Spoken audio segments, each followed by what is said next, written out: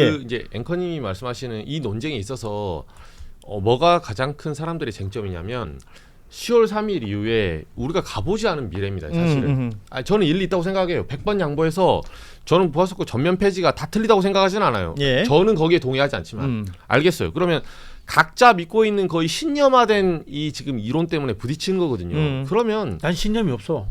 거기에 대해서. 효율적이면 좋은 거지. 그렇죠. 근데 이 이제 해외 사례나 기본 사례로 이제 부원장님이 말씀하신 그 사례 4개에도 이분들이 이제 받아치는 게 그러면 검사 김학의 뭐 이런 얘기하고 하니까 일반인들이 왔다 갔다 할 수 있어요. 그럼 저는 100번 양보해서 좋습니다. 10월 3일 날 A를 선택하든 전면 폐지로 선택하든 남기든 간에 그러면 10월 3일 이후는 뭘 해야 되냐면 책임을 져야 돼요.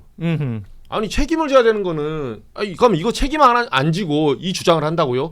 이 지금 형사사법 체계를 대대적인 개편하는데 아닌 말고 간다고요? 예를 들면 우리가 선례가 있어요. 2007년에 한미 FTA 통과될 때 어떻게 됐습니까? 지금 민주당 의원들 정청래 전 대표도 시작해서 한미 FTA 하면 망한다며요. 나라 망한다며요. 그때 제일 유명했던 저도 대학생이었거든요. 저도 반성합니다. 저도 MBC 백분토랑 시민농객 하면서 요새 진짜 박제돼가지고 저의 흑역사가 나오던데 제가 대학생 때 뭘 몰랐냐면 레칫 좋아? 레칫이 그 갈고리 말하거든요. 영어로 낚시에 갈고리처럼 이 조항은 비가역적이라는 거야. 무슨 말이냐면 개방을 하면 줄일 수가 없어. 소고기, 농산물 한번 열면 한미 FTA 미국과 이걸 열어버리면 캘리포니아 오렌지가 어마무시게 들어와서 우리나라 사과 농장, 오렌지 농장, 뭐 귤 농장 다 망한다는 거야. 그리고 미국에 속국이 된대요. 자, 한미 FTA 지금 통과된 지 20년이 지났습니다. 속국 됐습니까? 오히려 그 한미 FTA를 흔든 사람이 트럼프예요. 관세 협정할 때 한미 FTA 흔들어가지고 우리가 한미 FTA를 오히려 논거로 갖고 나왔어요. 우리 통상부에서. 이정주 기자가 그때 잘못했네. 그러네. 아니, 제가 사죄합니다. 물론 제가 그때 대학생들 좀 심했지. 저도 무지랭이 가스라이팅 당한 소위 말해서 그때 그 소위 말해서 민주당 사람들에게 가스라이팅 당한 저도 한낱 대학생이었어요. 근데 아세요? 그 흐름에 있는 사람이 지금도 똑같이 그대로 있어요. 그대로예요. 그게 뭔지 알아요? 그게 폐쇄해야 되고 구조적인 민족주의야. 아하. 그 사고에서 이 상황들을 보고 있으니까 모든 게 다 절대선과 절대악이 존재하는 거고 제가 봤을 때는 아까 우리 영국하고 뭐 미국 사례 이런 이야기 했잖아요. 전 세계에서 국가 조직이 제일 촘촘하게 짜여진 나라가 자본주의 국가 중에는 대한민국일 거야. 그다음 더 잘 짜여진 나라가 있어요. 북한, 중국 이런 나라야. 너무 과잉 잘 짜여져 있는 우리 설국열차야. 설국열차에서 내려야 돼. 그러면 제도와 법률 시스템의 문제가 아니라 결국은 사람들 간에 토론하고 있지 않습니까? 얼기설기 짜여져 있더라도 거기에서 합의하면서 해결할 수 있어요. 미국의 전국적인 수사국 단위가 18개, 19개 뭐 이렇게 된다 그러잖아요. 서로 간에 저기 뭐 리서르폰 뭐 싸우잖아. 그 나중에 합의해. 그러면 수사 제대로 하는 거예요. 그러면 권력을 일단 분산시켜 놓고 합의해 가면서 해결하면 되는데 지금 경찰이 올래 검찰이 올래 이런 식으로 해서 지금 설국열차에서 수혈은 나사 끼우는 수준에서 싸움하고 있는 거예요. 그러니까 무슨 얘기를 하더라도 합리적인 판단을 딱 해보자면 지금 주장하는 모든 것들이 뭐 서로가 절대선이다 절대악이다라고 말할 수 없다는 것이죠. 그렇죠. 그게 중요해요. 그러니까 이 유연함을 좀 가질 필요가 있겠는데 앞서 제가 말씀드린 정치 구호화되고 있다는 것은 보안수사권 폐지를 찬성하지 않으면 이게 반대를 한다면 그러니까 마치 어떤 적이 되는 것 같은 그렇죠. 그 느낌은 어느 누구도 원치 않는 건 아닌가. 이 보안사건을 전면 요술방망이처럼 보안사건 하나로 모든 게 다 해결될 것 같고 10월 3일 이후에는 천지개벽할 것 같고 이렇게 주장하신다면 저는 한번 뒤통수 맞은 사례가 있기 때문에 책임을 지세요. 그 한동훈한테 시켜야 돼. 보안수사권 문제를 폐지했을 때 사고가 나면은 박은정하고 뭐 김용민 등이 국회의원 사퇴한다. 안 나면은 서로 한동훈이 사퇴한다. 서로 손모가지 걸면 되겠네요. 그 잘하잖아요. 제가 거. 여기에 대해서 문제가 계속 있다고 생각하는 게 이 논의가 1년 전에 됐어야 돼요. 근데 그때만 하더라도 제가 보안수사권 있어야 된다고 하면 검찰주의자다 모여서 아예 그 토론의 테이블 자체를 치워버렸었거든요. 근데 이게 이제 전당대회 앞두고 뭐 10월 며칠 안 남은 상황에서 이제 와서 논의가 된다는 것 자체가 지금까지 이거를 얼마나 터부시하면서 이거에 반대하면 아예 목소리를 못 내게 하고 심지어 의총에서도 그랬다는 거 아니에요. 당론이 아님에도 불구하고 사람들이 여기로 되면 찍히면 문자폭탄을 받고 계속 찍히기 때문에 본인의 주장을 못 해왔잖아요. 지금까지 이게 얼마나 비민주적이었습니까? 이거에 좋습니다. 대해서 이런 분위기를 만들어왔던 사람들이 반성을 해야죠. 자, 다음 이야기로 좀 넘어가겠습니다. 이 이야기는 뭐 예를 들어서 내일 다시 보안수사권이라고 꺼내기만 해도 막 이렇게 돼요. 요건 살짝 가라앉히고 지금 이재명 정부 출범 이후에 이제 두 번째 부처별 업무 보고가 진행이 되고 있습니다. 뭐 여러 기관들의 업무 보고가 진행이 되고 있는 것 중에 몇 가지를 좀 짚어야 될 것 같은데 그 전에 이게 이제 업무 보고하고도 연결이 되긴 하는데요. 오늘 경찰 국수본이 가덕도 테러 사건 최종 수사 결과를 발표했습니다. 그 아시다시피 당시에 이 사건을 테러로 지정하지 않는 과정에서 국정원의 허위 보고서 얘기가 있었고, 그래서 그 국정원 관계자들이 검찰에 넘겨졌습니다.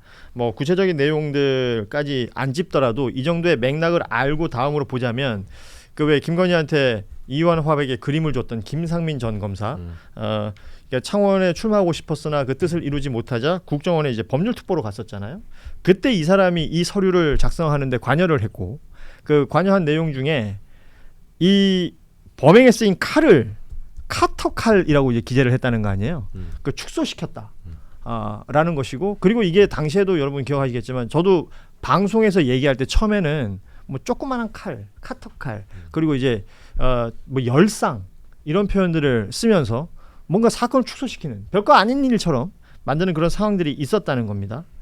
오늘 경찰에서 이런 내용들을 쭉 발표를 하면서 배후 세력은 확인되지 않았으나 범인이 극우 성향의 유튜브 등 영향을 받았고, 여기에 공범의 조력이 더해져서 테러 범항에 이르렀다. 이렇게 내용이 나왔어요. 그러면 저는 이제 공범의 조력이라는 부분을 눈여겨봐야 될 것 같은데 네. 어떻게 보세요? 물론 그 부분이 제일 핵심인 부분이고 그 배후 세력에 대해서는 입증하지 못한 거죠. 정확히 말하면. 그래서 거기에 대해서는 그 공범이나 공범이 어디서 조력을 받았고 공범은 왜 조력을 했는가 등을 살펴봐야 되는 부분이고, 예. 이 부분 같은 경우에도 어떻게 보면은 그 김상민 전 검사가 이렇게 과감하게 허위 사실을 기재할 수 있었던 거는 검사들이 지금까지 자신들은 처벌받지 않아 왔기 때문이에요. 여기에 대해서도 뭐 이 사건을 어떻게 우리가 해결을 하고 이 사람들이 처벌하는 것도 중요하지만, 이러한 사정기관, 이게 검사건 경찰이건 자꾸 이렇게 그 수사 단위에서 사실관계를 비틀 때 이걸 어떻게 처벌할 것인가에 대한 논의가 필요하고, 저는 계속 말씀드리지만 공수처를 진짜 실제로해서 검사와 경찰과 판사만 대상으로 하는 특별수사국이 되어야 된다. 그리고 그게 실효성 있게 굴러가야 이런 사람들이 패가망신하는 역사를 쓸 수 있다라고 생각합니다. 예. 이 건을 오늘 업무보고에서 이재명 대통령이 이제 오늘 방미통위 업무보고가 있었는데, 김종철 방미통위위원장에게 허위 가짜 정보를 악용해서 정치적 공격 수단으로 삼거나 사회적 갈등을 촉발하는 부분에 대해 규자기관으로서의 역할을 잘해야 한다. 이게 무슨 건도 있었냐면 그 조선일보 일면에 실렸던 이재명 대통령이 연평 부대 방문해서 사격했던 장면. 총. 예. K2C1 뭐 우리 저 군대 갔다 오신 분들은 뭐 K2 그러면 다들 너무 익숙하실 텐데 그거에 이제 최신 기종. 조선일보는 그 총을 일반 병사들은 뭐 보지도 못하는 총인데 대통령 왔다고 해서 특별히 그 총 줬고 뭐 그런 식으로 사용이 됐다. 라는 취지로 기사를 썼단 말이에요. 그게 일면 배치가 됐었습니다. 근데 그거를 연평도에 있는 해병들이 일반 병사들이 쓰고 있다는 게 바로 또 반박이 가능하잖아요. 그런 가짜 허위 정보들에 대해서 규제가 필요하다라는 지적을 했는데, 이정주 기자도 기자니까 조선일보도 확인하면 금방 할 수 있는 거 아니에요, 그런 거? 그러니까 저런 기사는 저는 이제 유영원 의원하고 국민의힘 이제 조선일보 그 국방 기자 출신이죠. 국방 정보 기자죠. 그 같이 이제 합세해서 이제 기사가 나온 것 같아요. 보니까 저도 그 기사를 봤는데, 저 기사의 의도는 뭐냐면 그때 이제 사격 그 표 있잖아요. 사격표 보면 이재명 대통령이 사격을 잘했어. 예, 점수가 잘 나온 거예요. 이제 그렇게 해서 이제 약간 홍보도 되고 하니까 사실은 이재명 대통령의 사격실이 그렇게 안 좋은데. 총이 좋다 이거야. 네. 좋은 총을 갖고 가서 지금 잘 쏜 거 아니냐. 이렇게 이제 기사가 읽혀요. 그 의도로. 그리고 이재명에게 총 특혜 줬다. 그렇죠. 짜친다. 아니, 이재명 대통령이 뭐 군 복무할 것도 아닌데 왜 사격 특혜를 주냐. 예. 옛날에 지들이 그러게 쓰니까 김건희가 작살로 하면 밑에서 물고기 꽂아다가 줍니까. 낚시 잘하십니다. 자기들 하는 짓 생각하는 거예요. 예. 그러니까 보수 언론은 자기들이 자주 그걸 봤기 때문에 야 이거 뭐 저 탄약 미리 꽂아놓은 거 아니야? 예. 이거 전자총 아니야? 이런 식으로 하고 싶으니까 그 트집을 잡다가 보니까 이 총은 좋은 총이네 라고 했는데, 대통령 하나에만 특별 이제 조건 아니는데 아니 하나다가 지금 사병들이 쓰고 있지 않습니까? 예. 이제 그런 의도가 보였다는 면에서 이거는 단순히 저희가 가짜 뉴스 오보를 구분할 때 단순히 이게 오보가 아니라 가짜 뉴스에 가깝다는 거죠. 의도가 들어 있다는 거죠. 의도가 있다. 그냥 오보는 저도 부끄럽지만 오보를 한 번씩 내요. 한 번씩? 네, 뭐 한동훈하고 조국은 오보 안 냅니다. 그 두 개는 다 덤벼. 예, 알겠어요. 소송 지금 하세요. 소송하세요. 예, 좋습니다. 대응해드릴 테니까. 근데 나머지는 저도 죄송하지만 뭐 정정도 하고 예. 오보를 내서 이렇게 나름 가서 사과도 하고 있어요. 뭐 자잘하지만 크든. 근데 저도 이제 직장인으로서 그런 어떤 직업 정신을 제가 좀 더 발휘해야겠다 이런 반성도 하고. 근데 저런 경우는 사실 저게 확인하기 그렇게 어렵지 않습니다. 그러니까요. 저는 의심이 돼요. 솔직히 말해서. 고의성이 있다는 거네, 그죠? 네, 그래서 저희 고의성이 있었을 때는 이제 따져봐야 되는데 법원에 가면 이게 충분히 기자가 그걸 판단할 수 있는 그 여건이 됐는가? 판사들이 생각보다 언론의 자유를 넓게 보기 때문에 빡세게 안 쪼아요. 왜냐하면 확인했는데 여기서 이렇게 A가 B에게 물건을 줬다고 하잖아요. 그럼 A한테 물어서 너 물건 줬니? 물어보면 되잖아요. B한테 받았냐고 물어보면 되잖아요. 예. 근데 B한테 전화를 안 하고 기사를 써. 그러니까. 누가 봐도 가짜뉴스지. 근데 최소한 B가 전화를 안 받은 문자를 남겨서 몇 차례 그 근거라도 남겨야 한다. 트라이를 해야지 당연히. 예. 근데 과거에 조선일보가 그 조민 양인가? 예. 세브란스 인터넷하고 그 기사를 그렇게 해서 사과 방송한 적이 있었어요. 사과 예. 정정보도. 예. 그때가 이런 식으로 1대1 함수 취재가 안 된 거예요. 그러니까 그런 경우는 저는 가짜뉴스에 가깝다. 그러니까 그런 부분에 있어서는 규제가 필요하다는 부분을 저는 그 정도가 아니라 징벌적 손해배상으로 가야 된다고 해야죠.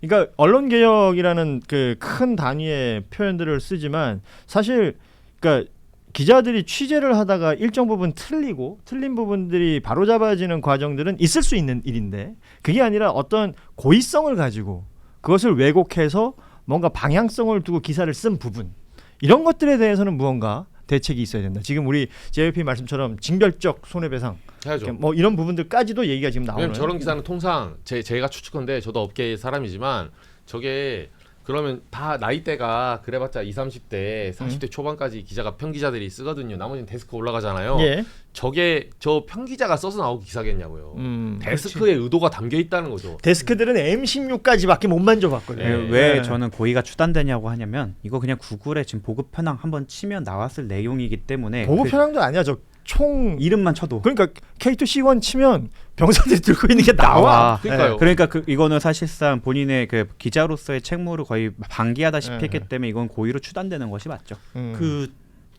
영화 배우 김영애 씨, 황토 화장품 사업하다가 망하신 분 기억하시죠? 그 언론의 잘못된 보도 때문에 맞아요. 그렇게 되신 거 아니에요. 사람의 목숨이 왔다 갔다 합니다. 회사가 망하고.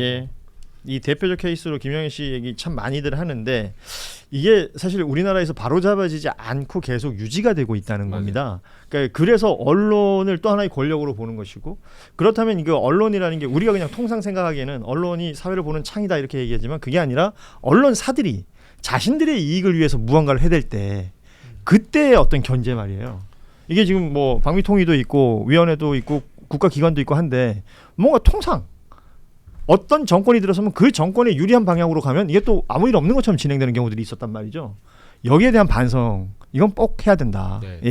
추가로 유튜브들 빅스피커들에 대해서 해야죠. 기존 언론은 언론이라는 이유만으로 방미통일을 비롯해 여러 가지 규제를 받고 있는데 사실 지금 언론으로서의 권력은 더 크게 누리고 있는 게 주목도나 아니면 사람들이 보는 거에 대해서는 사실 빅 채널들이 더 많잖아요. 그럼에도 불구하고 언론으로서 책임을 안 지거나 그러니까 왜냐하면 레거시 미디어 같은 경우는 최소한 기계적 중립이라도 지키기 위해 아까 말씀드린 오시고 싶으면 오세요 이런 식으로라도 어떻게든 중립성 최소한의 중립성이나 공평성을 확보하려고 하는 반면에 지금 유튜브 업계에서는 그런 것들이 부족한데 그분들이 더 권한을 많이 누리고 있어서 책임과 권한리가 약간 괴리된 상황이 있어서 이 부분에 대해서도 꼭 제한이 있어야 된다고 생각합니다. 법 만들어야 됩니다. 규제법 만들어야 되고 국가의 존재 이유는 규제하기 위해서 존재하는 게 국가입니다. 그 왜 최근에 이제 정보통신망법 개정되면서 뭐 여러 조건들이 붙죠. 10만 이상의 구독이 있어야 하고 조회수도 일정량이 있어야 되고 그럼에도 불구하고 허위 정보, 가짜 뉴스를 유통했을 경우 그 플랫폼에 대해서 책임을 묻는 부분 그리고 그 사업자에 대해서 책임을 묻는 부분은 법이 이미 나왔습니다. 그 외에 더 촘촘한 부분들이 필요할 것이다 라는 얘기들은 뭐 전문가들이 다들 하고 있는 상황인 것 같습니다.